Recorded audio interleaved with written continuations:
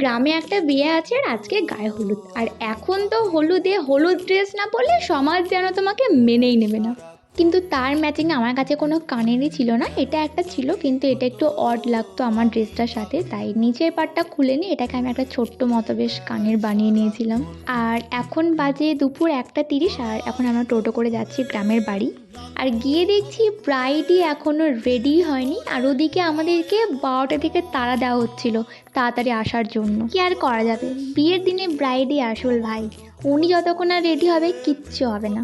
আর ওই পুচকাটা হচ্ছে আমার একটা দাদার মেয়ে, বেশ শান্ত হয়ে বসেছিল, যে কোলে নিচ্ছিল তার কোলে চলে যাচ্ছিল, দেখে আমি সাহস করে কোলে নিলাম। আর দেখে যা মনে হচ্ছিল ব্রাইডের এখনও আধ ঘন্টা তো লাগবেই রেডি হতে, তো কি আর করবো, ঘরে বসে বসে নিজেদেরই ছবি আর একটু ভিডিও বানাচ্ছিলাম। আর আমি ওখানে যাকে বলি একটা ভিডিও করে দেওয়ার জন্য, ক্যামেরাটা এত অবহেলার সাথে ধরে, পরে আমারই দেখে কষ্ট লাগে।